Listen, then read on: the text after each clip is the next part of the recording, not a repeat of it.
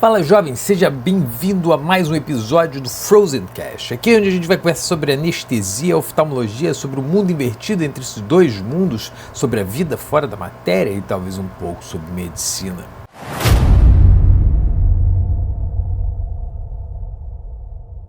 No episódio de hoje a gente vai falar sobre 7 perguntas e respostas sobre a hialuronidase.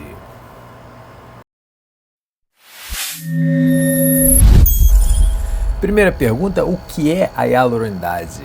A hialuronidase é uma enzima e na forma como nós consumimos atualmente ela é uma enzima recombinante humana. O nome de batismo que ela recebe é formado pelo sufixo -ase e pelo radical do substrato que ela vai degradar, no caso, o ácido hialurônico. E aí chegamos à nossa segunda pergunta. Segunda pergunta, para que ela serve? Essa pergunta já foi respondida, seria simplório. Então a gente teria que partir dos axiomas presumptivos da função do ácido hialurônico no nosso corpo. Então, partindo do pressuposto de que as moléculas de ácido hialurônico sejam glicosaminoglicanos, que são construtos radiculares feitos da união de ácido glicurônico com glicosamina, e eles têm uma atividade intrínseca de absorver água, como eles fazem parte do tecido conjuntivo conectivo, a função disso é trazer turgor para a nossa pele. E é por isso que quando você injeta ácido hialurônico na pele, para ficar mais bonitinho, você fica com a pele esticada, hidratada, linda. Tá, mas o que isso tem a ver com anestesia oftalmológica? A gordura retroorbitária é septada por ácido hialurônico. E esses septos de ácido hialurônico atrai água. Então, na verdade, quanto mais jovem, maior a quantidade de gordura retroorbitária. E a gente não está falando do paciente com tirotoxicose que faz neoadipogênese, ele cria novas células de gordura. Não estou falando do indivíduo sem esta comorbidade. Quanto mais jovem ele é, mais hidratados estão esses adipócitos e mais septos de ácido hialurônico ele vai ter. E a ação da hialuronidase quebra esses septos de ácido hialurônico na gordura retroorbitária e facilita a difusão do seu anestésico. E como ele foi descoberto? Bom, era 1928 e alguns cientistas pegaram um extrato de testículo de bovinos e ovinos, fizeram um preparado para tirar as bactérias desse extrato e injetavam embaixo da pele. E esse extrato que eles injetavam sob a pele gerava um espalhamento da inflamação e de toxinas, e por isso ele era chamado de fator de espalhamento. Em 1934, o ácido hialurônico foi descoberto. E só em 1939 foi percebido que o tal do fator de espalhamento, ele na realidade quebrava as moléculas de ácido hialurônico e assim foi definido que ele era uma enzima e recebeu o nome de batismo dele.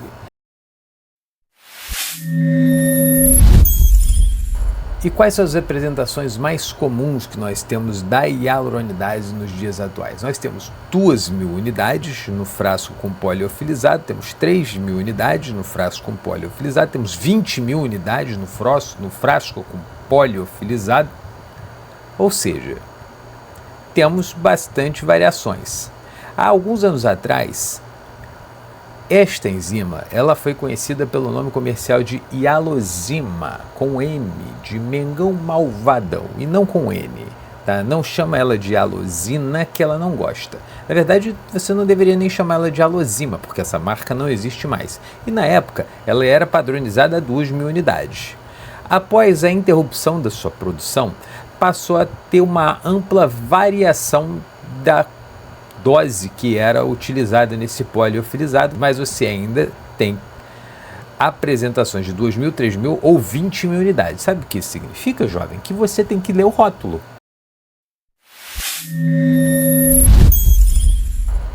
E como diluir? Se ela é um pó liofilizado, então você tem que diluir. Olha só que facilidade que pode vir para a sua vida, jovem. Os laboratórios, alguns, mandam hialuronidase junto com o diluente. A princípio, você pode diluir qualquer coisa. Quer diluir com fentanil, com midazolam, com lidocaína, com neostigmine, com roucurone? Não recomendo. Com propofol? Também não recomendo. Pode diluir, ela é fácil de diluir. Mas se já vem com diluente, usa o diluente. Se não vem com diluente, dá preferência de usar água destilada ou soro fisiológico ou BCS, que é mais caro, então não usa. Ou anestésico, e desperdiça o seu anestésico que você vai usar depois, enfim.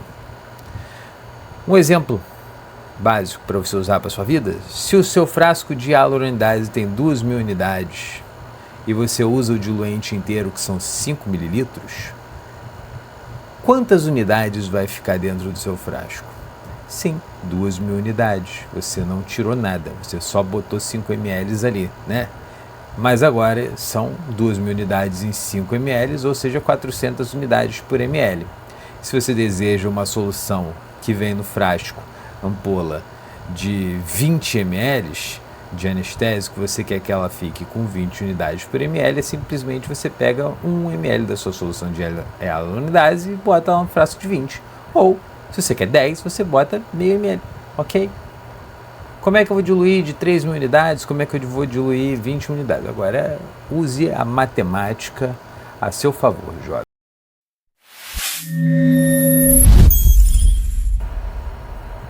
E o que acontece se você injeta na veia? Nada. Sim, é verdade. Está escrito. Procure no seu livro da lei.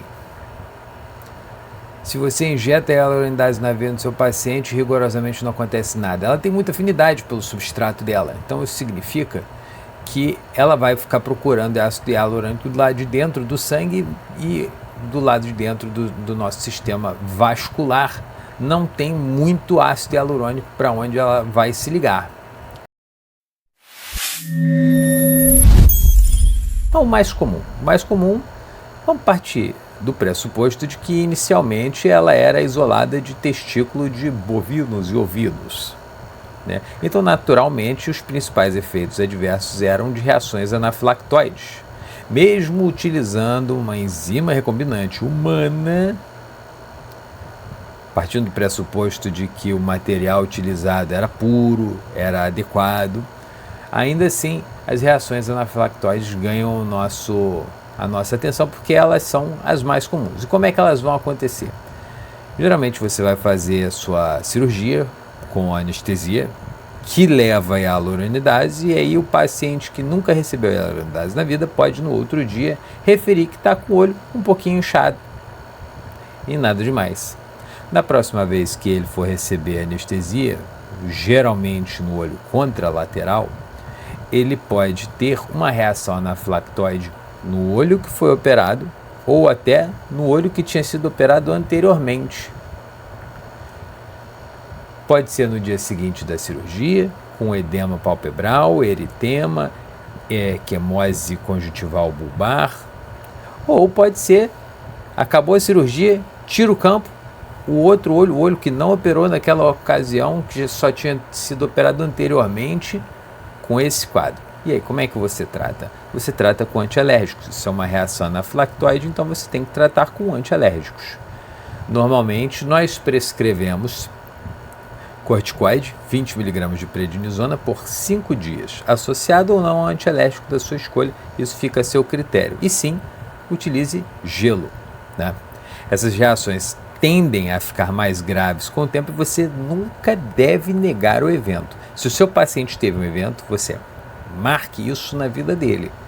Você teve um evento a hialuronidase, você pode dessensibilizar esse paciente para uma próxima cirurgia, ou você pode não usar a hialuronidase numa próxima cirurgia. Outro tipo de evento adverso que é bem citado são cefaleias. Cefaleias que podem ser graves. Tá? E essas cefaleias, elas podem, inclusive, simular uma crise de arterite temporal. O mecanismo dessas cefaleias é imunomediado. E o seu paciente ele pode ter essa cefaleia no pós-operatório imediato. Então, seja você cirurgião, seja você anestesista, seja você qualquer integrante da equipe, estimule o tratamento desse seu paciente e a busca para o que está acontecendo com ele, se a analgesia não der certo, ok? Então fica aqui 7 perguntas e respostas sobre a hialuronidase. Sabe o que está faltando? Dá o seu like. Dá o seu like aqui pra gente, segue a gente, se inscreve no canal, segue a gente no Spotify e se cuida. Um gigantesco abraço, meu jovem.